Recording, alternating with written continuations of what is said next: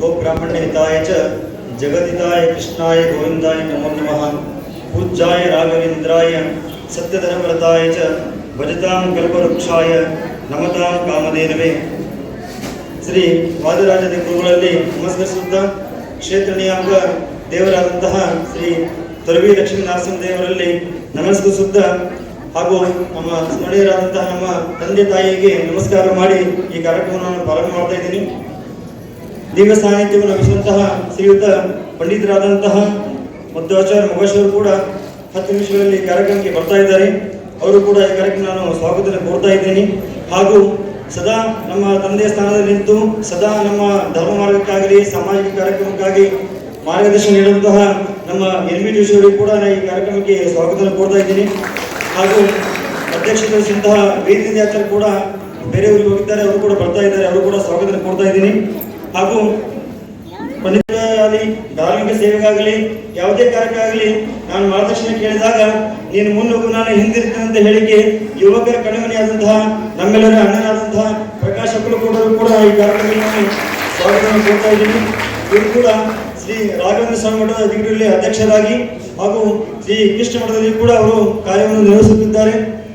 ಹಾಗೂ ಈ ಕಾರ್ಯಕ್ರಮಕ್ಕೆ ಅಧ್ಯಕ್ಷರು ಅವರು ಕೂಡ ಶ್ರೀಯುತ ಮಹೇಶ್ ದೇಶಪಾಂಡೆ ಅವರು ಕೂಡ ಈ ಕಾರ್ಯಕ್ರಮವನ್ನು ಆಗಮಿಸ್ತಾ ಇದ್ದೀನಿ. ಹಾಗೂ ಮಂತ್ರಾಲಯಕ್ಕೆ 45 ವರ್ಷಕ್ಕಿಂತ ಹೆಚ್ಚು ಪಾದಯಾತ್ರೆ ಮೂಲಕ ನಮ್ಮೆಲ್ಲರಿಗೂ ಕೂಡ ಅವರು ರಾಘವೇಂದ್ರ ಸ್ವಾಮಿ ಪಾದಯಾತ್ರೆ ಹೇಗೆ ಹೋಗಬೇಕಂತ ಮಾರ್ಗದರ್ಶನ ನೀಡಿ ನಮ್ಮ ಕಲ್ಪವೃಕ್ಷ ಪಾರಾಯಣಕ್ಕೆ ಬೆನ್ನೆಲುಬಾಗಿ ನಿಂತಿರುವಂತಹ ನಮ್ಮ ಬಂಡಾಚಾರ್ಯ ಗಲಗಲರು ಕೂಡ ಈ ಕಾರ್ಯಕ್ರಮಕ್ಕೆ ಸ್ವಾಗತ ಕೋರ್ತಾ ಇದ್ದೀನಿ. ಸಂಘದ ವತಿಯಿಂದ ನಡೆಯುತ್ತಿರುವ ಸೀತಾರಾಮ ಕಲ್ಯಾಣ ಮಹೋತ್ಸವದ ಇವತ್ತಿನ ವೇದಿಕೆ ಮೇಲೆ ಆಸೀನರಾಗಿರುವ ಎಲ್ಲ ಮಹನೀಯರಲ್ಲಿ ನಮಸ್ಕರಿಸುತ್ತಾ ಇಲ್ಲಿ ಬಂದಿರುವ ಎಲ್ಲ ಶ್ರದ್ಧೆಯ ತಾಯಂದರೇ, ಹಿರಿಯರೇ,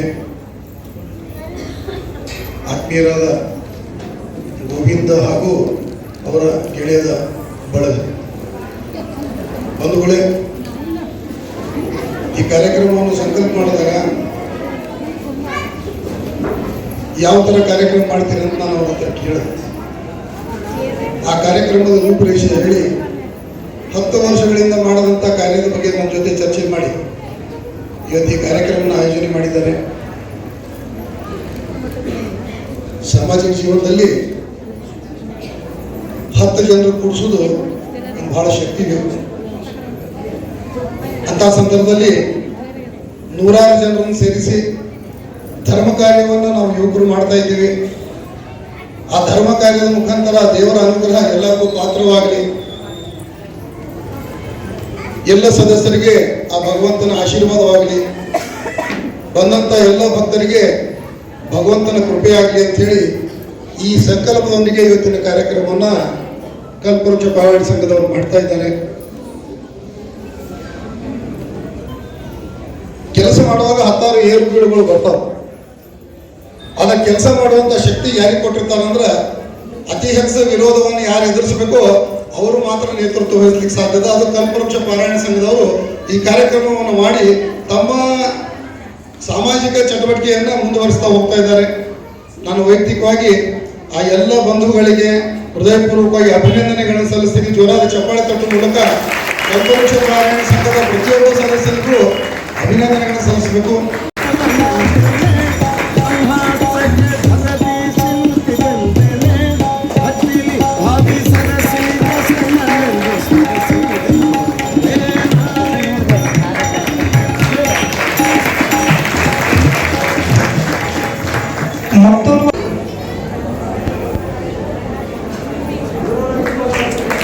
ಯಾಕಂದ್ರೆ ಇವರೊಬ್ಬರು ಸಾಧಕರು, ನಾವೇನ್ ಮಾಡ್ತೀವಿ ಸಣ್ಣವರಾಗಿ ಕೂಡ ಇದು ಮಾಡ್ತಾ ಇಲ್ಲ. ಮನೆ ಮನೆಗೂ ಭಗವದ್ಗೀತೆಯನ್ನು ಪಾದಯಾತ್ರೆ ಮುಖಾಂತರ ರೂಪಾಪುರದಲ್ಲಿ, ಗುಜ್ಜದಲ್ಲಿ, ಸರ್ವಿಸ್ ಮಾಡಿಕೊಂಡು ಎಲ್ಲ ಕಡೆ ಹೋಗಿ 50 ಜನರು ಕೂಡಿಕೊಂಡು ಭಗವದ್ಗೀತೆ ಮಾಡಿಸುವಂತಹ ನಮ್ಮ ಸುರೇಂದ್ರ ಮುತ್ತಾಲಕರು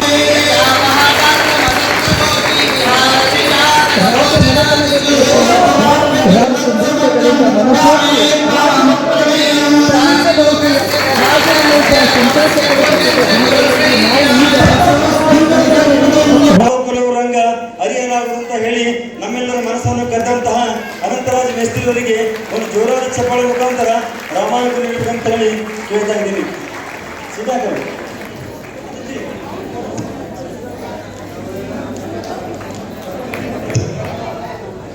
ಜೋರಾದ ಚಪ್ಪಾಳೆ ಮಾಡಿಸಿ ಎಲ್ಲರೂ ಗುಲ್ಬರ್ಗಾದಿಂದ ಒಂದೇ ಒಂದು ಮಾತಿಗೆ ಕರೆಗೆ ಹೋಗ್ಬಿಟ್ಟು ಬಂದಂತಹ ನಮ್ಮ ಅನಂತರಾಜ್ ಮೇಸ್ತ್ರಿ ಅವರು ಇದು ಅಂತಂದ್ರೆ ಅವ್ರು ಯಾರು ಅಲ್ಲ, ನಮ್ಮ ಬಿಜಾಪುರದ ಹಳೆಯವರು. Thank you. ಮೂರನೇದಾಗಿ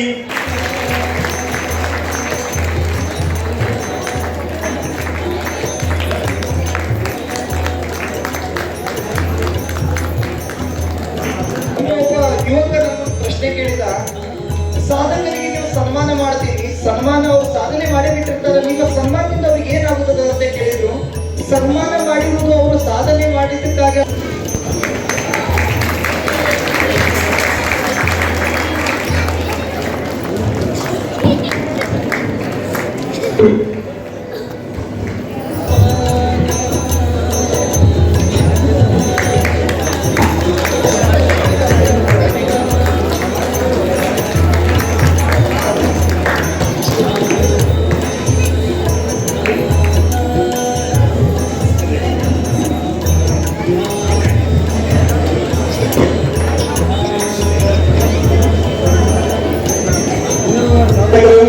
ನಮ್ಮೆಲ್ಲ ನಿಮ್ಮೆಲ್ಲ ನಡುವೆ